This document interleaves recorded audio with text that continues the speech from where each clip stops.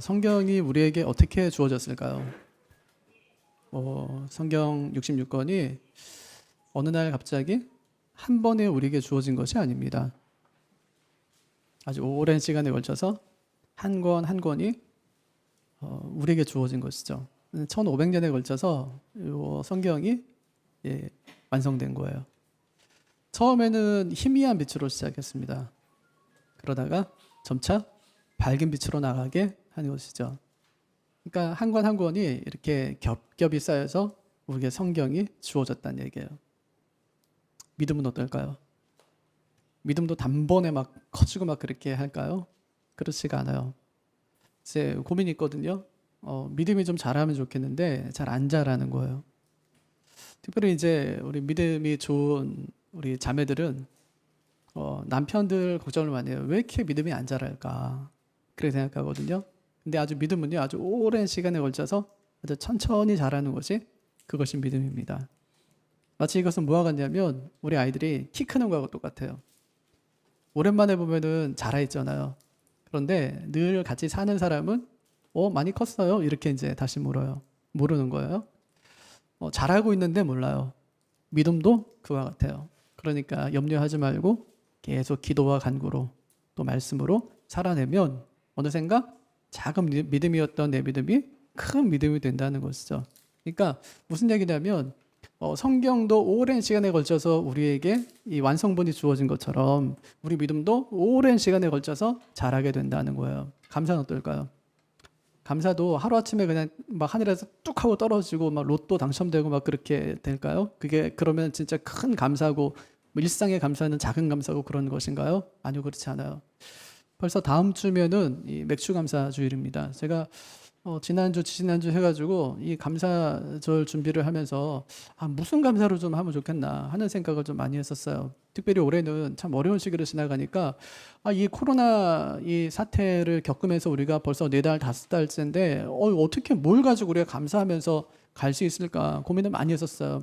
그럼 뭐에 감사하세요? 어떻게 감사하면 좋을까요? 저 아무리 생각해봐도 감사의 제목들을 찾아내기가 참 힘든 거예요. 기껏 찾아낸 게 뭐냐면 재난지원금 받은 거. 그건 이제 감사하다. 또 이제 뭐 이 코로나 때문에 뭐 공장도 이제 가동을 안 하고 하다 보니까 공기가 좀 좋아진 거예요. 그런 정도 감사지. 진짜 우리가 감사하면서 이 어려운 시간들을 잘 보내고 있나 하는 생각이 드는 겁니다. 진짜 공기가 아주 맑은 날이요.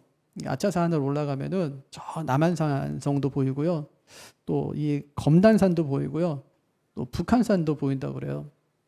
보인다 그런다는 것은 뭐예요? 안 가봤다는 거죠? 누가 그러는데 다 보인대요. 근데 여러분 날이 굉장히 흐린 날 한번 생각해 보세요. 날이 굉장히 흐리다고요? 또 미세먼지가 가득해요. 그러면 올라가면 아무것도 안 보이겠죠. 근데 올라가는 것조차 굉장히 힘들 거라는 얘기입니다. 그럼 우리 인생을 살다 보면 아주 멀리까지 훤히 내다볼 수 있는 한 낮을 사는 때가 있는가 하면 또 어느 때는 아무것도 보이지 않는 한 밤중 같은 시간을 우리가 보낼 때도 있다는 것입니다. 때로는 앞뒤가 또 좌우가 바뀌어서 정말 힘든 시간들을 보낼 때가 우리 인생에도 있다는 것입니다.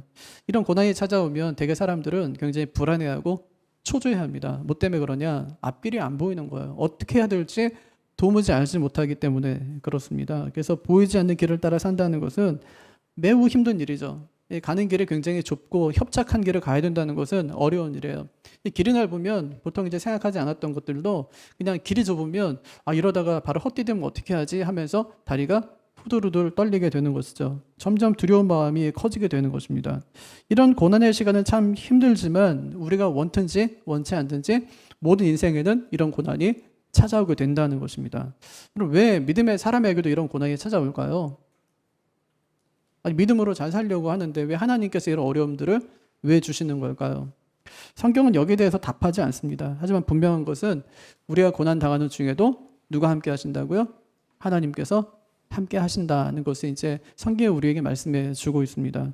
이렇게 하나님을 신뢰하며 살아도 참 고난은 아프지만 하나님은 이런 아픔들을 모아서 어떻게 하신대요? 합력해서 선을 이루신다고 말씀하세요. 합력해서 구원을 완성하겠다 이제 그렇게 말씀하시는 것입니다. 분명히 믿음의 사람들에게도 이런 시련이 찾아옵니다. 하지만 분명한 것은 하나님께 시련을 통해서 우리에게 이런 말씀하신다는 거예요. 이사야서 45장 3절에 내게 흑암 중에 보화와 흑암 중에 뭐가 있대요? 보화. 은밀한 곳에 숨은 재물을 주어서 은밀한 곳에는 뭐가 숨어 있어요? 재물이. 근데 어떻게 한대요? 주어서 준대요. 내 이름을 부르는 자가 나 여호와 이스라엘의 하나님인 줄을 내가 알게 하리라. 이렇게 말씀하세요. 하나님이 흑암의 시간 가운데 뭘 숨겨놨다고요? 보화. 흑암의 그 보화를 숨겨놨다는 거예요. 흑암의 시간 가운데 하나님께서 보화를 숨겨놓았다고 그렇게 말씀하십니다. 그래서 고난당하는 당신의 자녀들이 그 흑암의 시간을 보내는 동안, 그 고난의 시간을 보내는 동안 하나님이 숨겨놓은 보화를 캐내게 하신다. 그 말씀이에요. 이게 고난이 꼭 나쁜 건가요? 아니요. 고난은 못 찾는 시간이죠. 하나님이 숨겨놓으신 그 보화를 찾는 시간이란 말이에요. 그래서 하나님께 기도하면서 그 보화를 잘 찾아내는 분들이 꼭 되시기를 바랍니다. 근데 어떤 사람은요, 이 고난의 시간을 지나가면서 원망과 불평으로 지나는 사람들이 있어요. 이스라엘 백성들이 40년 동안 했던 것이 그 원망과 불평으로 그 고난의 기간들을 보냈던 거예요. 그런데 중요한 건 뭐죠? 그렇게 원망과 불평 가운데서 보냈지만 하나님께서는 그들을 끝까지 어떻게 하셨다고요? 인도하셨다는 얘기예요. 고난도 누구한테 있다는 얘기예요? 하나님께 있다. 고난도 넉넉하게 승리할 수 있는 힘이 우리에게 있는 것이 아니라 하나님께 있다. 어떻게 하면 되냐? 고난 가운데서 하나님을 끝까지 잘 신뢰하면서 쫓아가면 언젠가 고난의 터널 밖으로 나아갈 때가 있다는 것입니다. 근데 어떤 사람은 고난 당하는 내내 감사로 시간을 보내는 사람이 있습니다. 왜 이런 차이가 생기는 걸까요? 오늘은 그 이유에 대해서 생각해 보도록 하겠습니다. 하박국은요, 주전 7세기 사람이에요. 이미 150년 전에 북이스라엘은 다 멸망하고 말았어요. 그때 남유다 사람들이 어떻게 했죠? 그냥 아무 생각 없어요. 그냥 즐거운 거예요. 자기 형제들이 멸망하고 말았는데 그걸 보면서 교훈을 얻질 않아요. 그들이 멸망하면 어떻게 하나? 그럼 그 다음 채는 우리가 아닌가 하고 경계하지도 않아요. 그냥 넉넉고 살고 있는 거예요. 그러다가 150년의 시간을 하나님께서 주셨음에도 불구하고 그 시간 동안 하나님을 잘 섬기지 않다가 어떻게 한다는 얘기예요. 이제는 바벨론 통해서 하나님께서 그들을 똑같이 멸망시키겠다고 말씀하시는 거예요. 남유다는 뭐가 있는데요? 성전이 있는데요. 남유다에는 뭐가 있는데요? 하나님의 약속이 있어요. 다윗의 왕조를 통해서 내가 너를 평생 동안 내가 너희로 하여금 내 백성으로 살게 하겠다는 약속도 있었어요. 그 두 가지 믿은 거죠. 하나님의 성전이 있는데 누가 감히 와서 여기를 회파시켜. 다윗에게 한 약속이 있는데 누가 와서 우리를 멸망시키겠다는 거야. 믿고 있었던 그들에게 누가 찾아온대요? 바벨론에 찾아온대요. 요즘에 예레미야서 묵상하고 있죠. 복 있는 사람으로. 예레미야서 보면은 어떻게 이게 긴박감이 어디까지 오냐면 이 바벨론 군대가 예루살렘 성 주변을 이제 얼마 안 있으면 다 포위할 것이다. 이제 그렇게 이야기할 정도였어요. 그 이야기를 딱 듣는 순간이 어땠을까요? 아수르는 이제 거의 이제 끝났어요.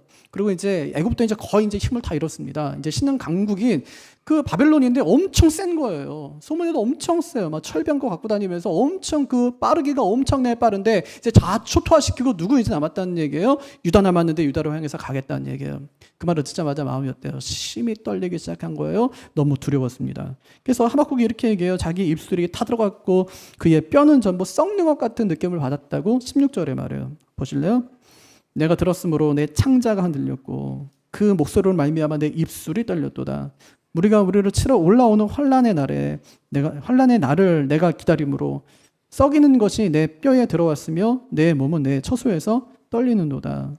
그리고 그가 이런 탄식을 갖다 내뱉는 거예요. 그게 17절입니다. 비록 무화과 나무가 무성하지 못하며 포도나무에 열매가 없으며 감람나무에 소출이 없으며 밭에 먹을 것이 없으며 우리 양이 없으며 외양간에 소가 없을지라도 그렇게 얘기해요. 없고 없어요. 몇 번 없다는 거예요? 6번에 걸쳐서 없다는 것입니다. 작은 것부터 시작해갖고 큰 것까지 없다는 거예요. 그럼 무화과부터 시작해서 어디로 나가는 거죠? 우리에 있는 양을 지나서 어디까지 가요? 집 외양간에 있는 소까지 가는 거예요. 그러니까 이 무화과는 어디에 있는 건데요? 그 길거리에. 예수님께서 길을 가시다가 시장하셔서 무화과나무 저주하신 사건 기억나시죠? 무화과는 길거리에 있는 거예요. 그 소는 어디에 있나요? 외양간에 있는 거죠. 그 소는요, 굉장히 어찌 보면은 자기 집안에 있는 것 중에 가장 큰 재산이었어요.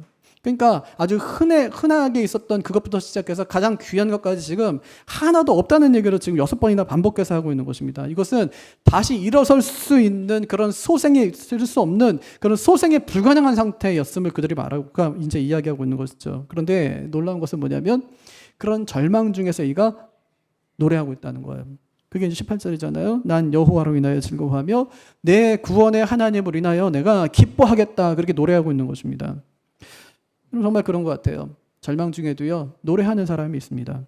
분명히 절망 중에 고통 중에 있는데 그곳에서 하나님을 바라보는 사람이 있더라는 것입니다.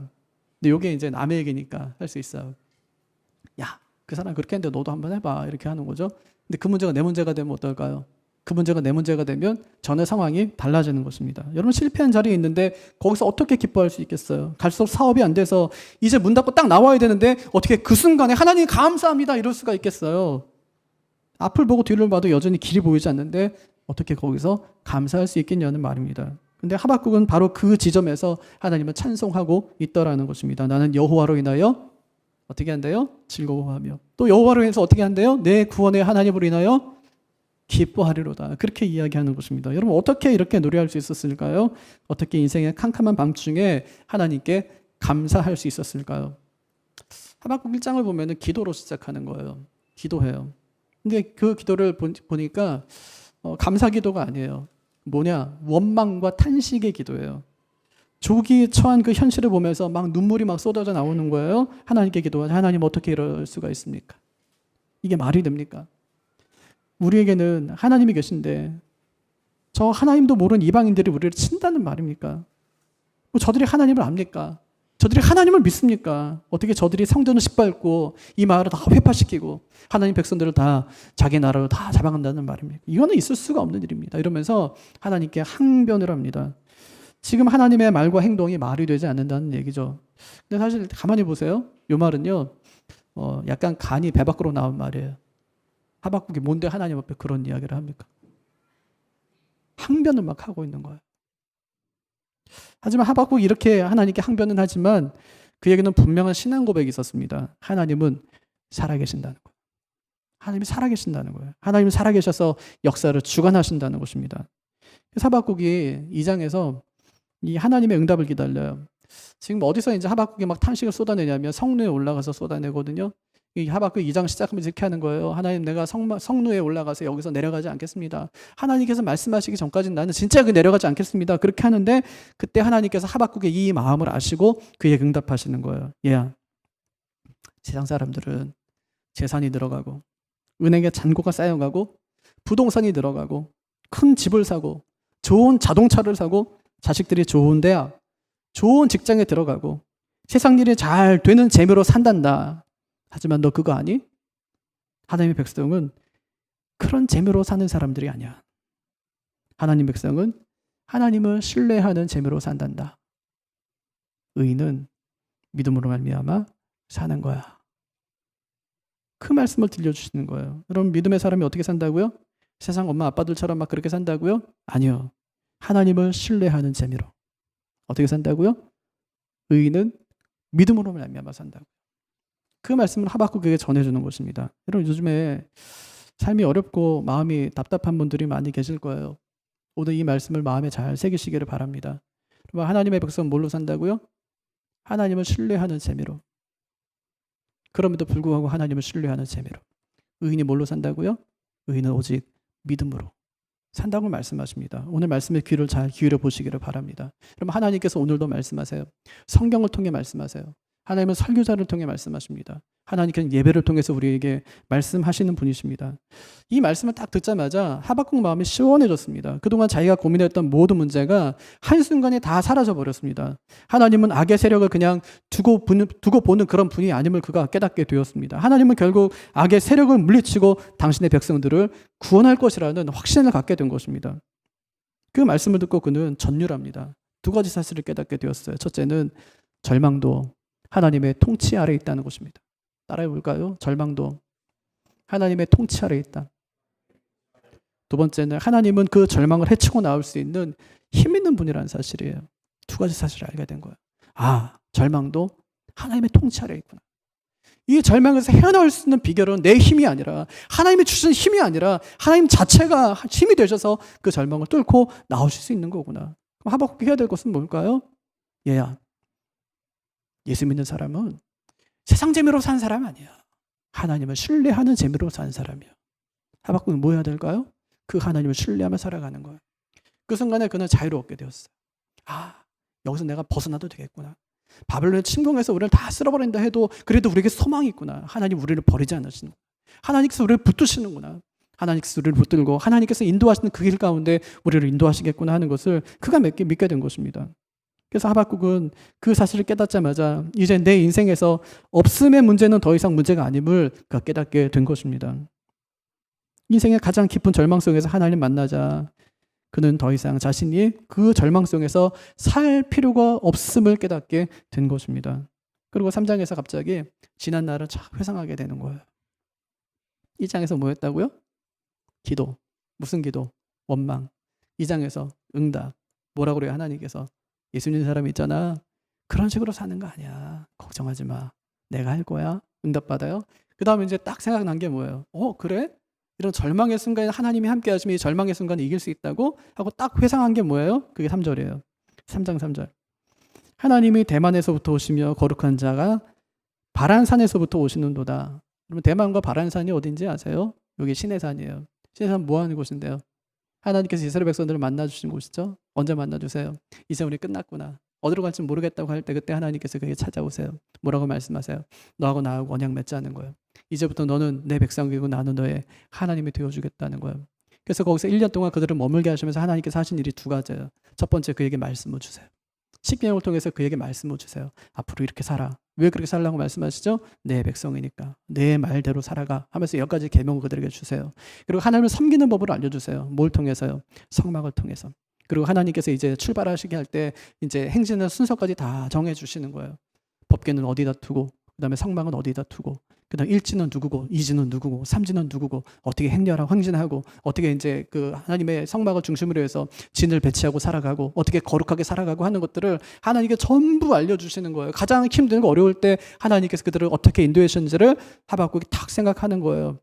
그때 어떤 생각이 들었을까요? 하나님께서 정말 이스라엘 백성들이 가장 어려운 그 시기에 아무것도 바라볼 수 없고 의지할 수 없는 그때에 하나님께서 인도하셨다면 지금도 충분히 하나님은 우리를 인도하실 수 있다는 믿음을 그가 그 순간에 갖게 된 것입니다. 저는요, 우리가 이것을 배워야 된다고 생각해요. 이렇게 과거를 회상할 때 하나님께서 우리에게 주시는 선물이 있습니다. 그게 뭐냐면 비전의 능력이에요. 그게 뭐냐?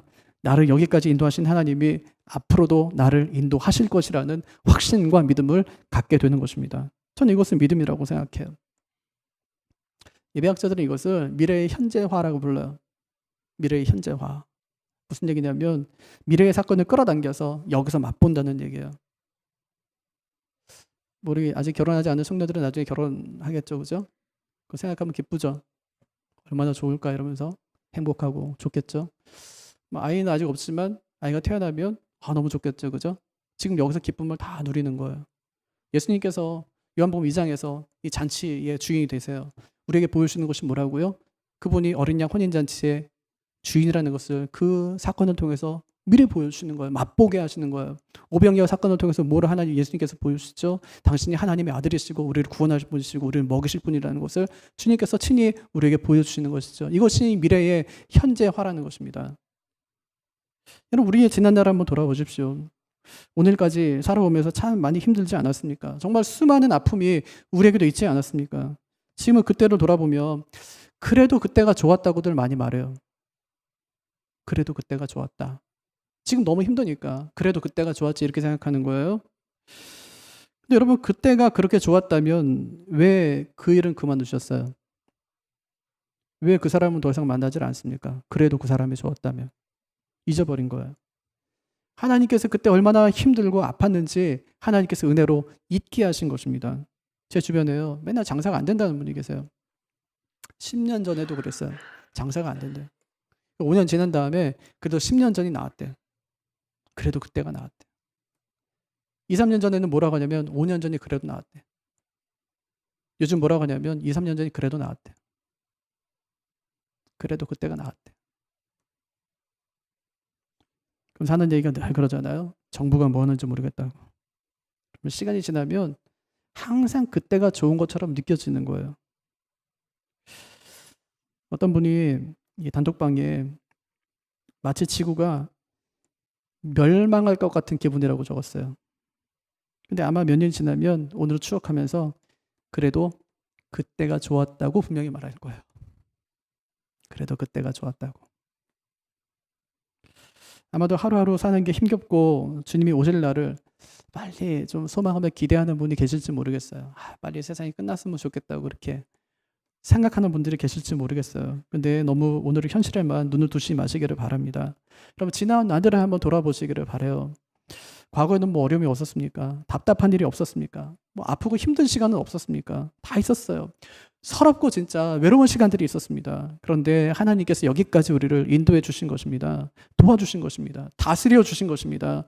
어려운 수렁에 빠진 적도 있고 늪을 헤매는 그런 순간에 우리가 이 빠진 적도 있었지만 그때그때마다 하나님께서 우리를 인도해 주신 것입니다.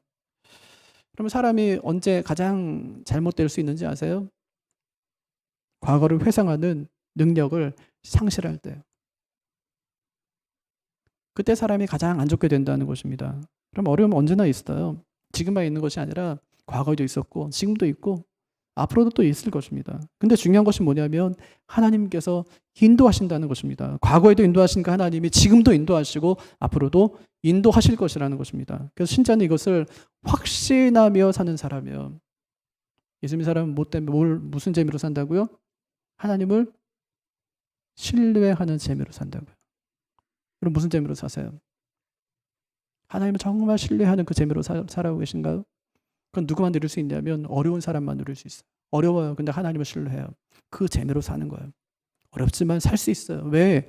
하나님께서 살게 하시니까. 그 믿음으로 사는 것입니다. 며칠 전에 TV를 보는데 한강에 경찰 한 분이 나오셨어요. 하시는 말씀이 한강은요. 겉에서 보기에 잘 아름답지만 거기는 아픔이 있고 굉장히 위험한 곳입니다. 그렇게 이야기를 해요. 한 해도 얼마나 많은 사람이 거기서 자기의 생명을 끊는지 모른다는 거예요. 근데 생명을 끊는 분들을 보면 참 안타까울 때가 많대요. 너무 힘들어서 죽으러 왔어요. 막상 죽으려는 게 너무 두려운 거예요. 또 어떤 여고생은 자기 가방을 갖다 이렇게 메고 나서 있잖아요. 난간에 매달렸는데 그 난간 놔야 될 거 아니야. 죽으려고 왔는데 안 놓는데요. 너무 두려워서. 후회하는 거죠. 못 놓는데요. 그것을. 계속 붙잡고 있는데 언제까지? 팔에 힘이 다 빠질 때까지 붙잡고 있는다는 거예요. 결국 팔에 힘이 사라졌어요. 떨어졌어요. 죽었어요. 그 모습 볼 때 안타깝대요. 한 번만 더 생각해보지. 어떤 사람은요. 밧줄을 잡았는데 난간에 있는 무슨 밧줄을 잡았는데 이거를 못 놔가지고 나중에 이제 변사체 발견되잖아요. 이 손이요. 밧줄을 갖다 얼마나 세게 오랫동안 잡고 있었는지 다 까졌대요. 죽으려고 왔는데 죽는 것이 힘겹게 사는 것보다 훨씬 더 어렵다는 것을 그제서야 그가 이제 발견하고 깨닫게 되었다는 것이죠. 그러면서 그래요. 한 번만 더 생각하면, 한 번만 더 생각하면 그럼 새로운 용기를 얻을 수 있는데 죽는 것이 답이 아님을 알 수 있는데 그 한 번은 더 생각하지 못해서 그렇게 잘못된 결정을 내린다고. 그래서 하는 말이 한 번만 더 생각해 주세요. 그렇게 이야기했어요. 그럼 왜 다른 사람은 전부 행복하겠습니까? 왜 다른 집에는 아픔이 없고 슬픔이 없고 고통이 없겠습니까? 말을 안 하는 거죠. 그냥 아픈데 웃는 것이죠. 그러니 오늘의 아픔을 너무 절망적으로 생각하지 마시기를 바라요. 오늘이 너무 절망적으로 생각할 때는 과거에 내가 예수 만났던 때 그때를 한번 여러분 회상해 보시기를 바랍니다. 그때 여러분 어떠셨어요? 저도요. 참 제 인생에서 가장 절망적일 때 그때 주님 만났어요. 더 살고 싶지 않을 때. 여기서 그냥 딱 죽었으면 좋았을 때. 그때요. 학교 갔다 오면은 3시간, 4시간씩 베란다 밖에서 사람 지나간 사람 쳐다보면서 저 사람들은 죽겠다. 염려 없겠지. 근심 없겠지. 그게 제 20살 때요. 뭐 걱정이 뭐가 있겠어요.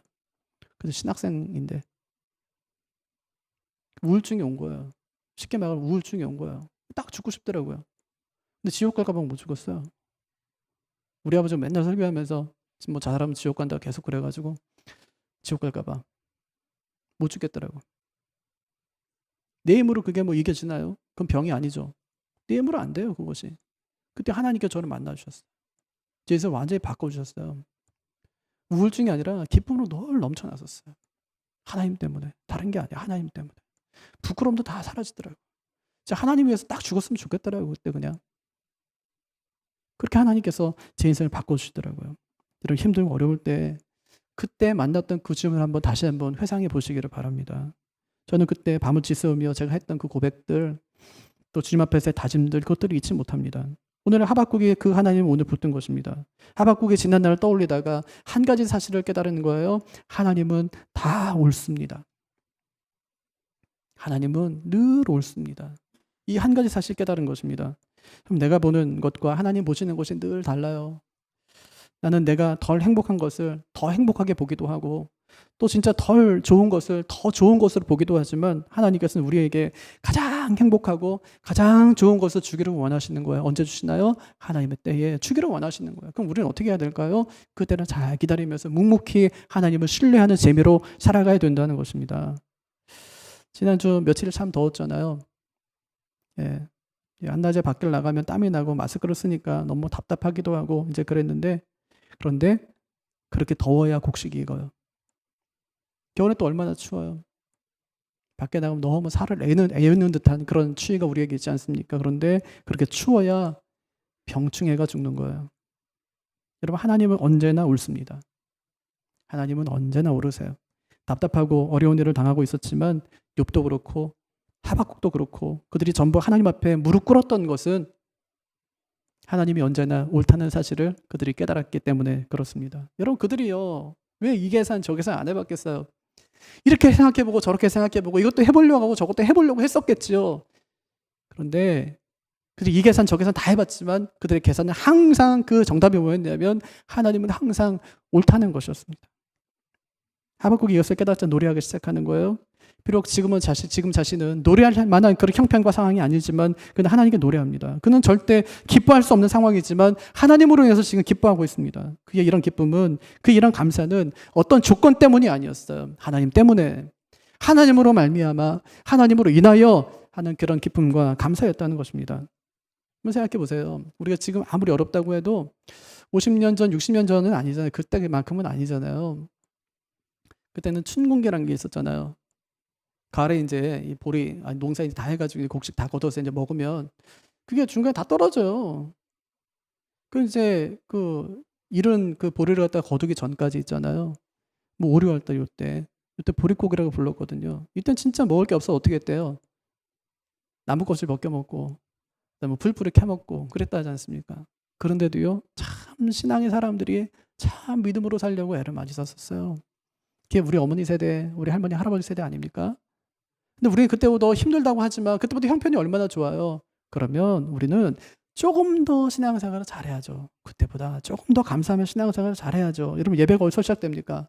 감사가 어디서 시작됩니까? 찬송이 어디서 시작되고 헌신이 어디서 시작됩니까? 지금까지 우리를 지켜주신 그 하나님을 만난 때가 아닙니까? 지금까지 누가 나를 살게 했고 누가 나를 인도했는가를 아는 그때가 아닙니까? 그 시점부터 우리의 찬송과 우리의 감사와 또 우리 예배가 시작되어야 한다는 것입니다.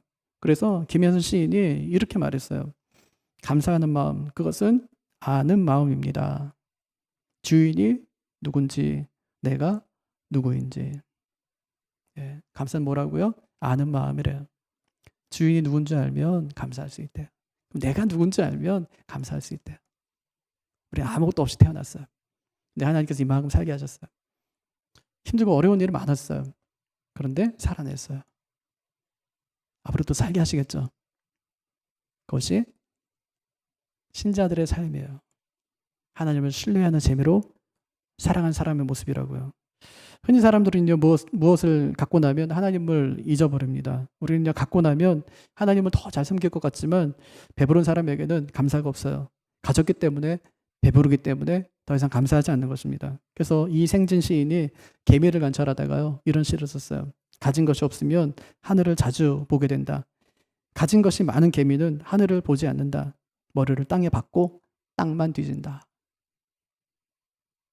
이것이 우리 이야기가 아닙니까? 조금 넉넉해지면 교만해져요. 조금 여유가 있어지고 어려운 문제가 해결되면 땅만 쳐다보며 살아가는 거예요.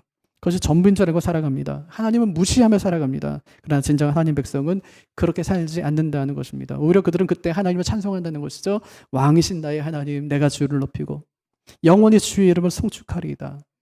사랑하는 성도 여러분, 하나님께서는 오늘도 일하고 계십니다. 나의 평안한 때와 고난의 때와 형통할 때와 나의 실패할 때에도 하나님께 정확히 아시고 정확히 인도하시고 역사하고 계신다는 사실을 꼭 명심하시기를 바랍니다. 그 하나님을 하박국에 발견한 거예요.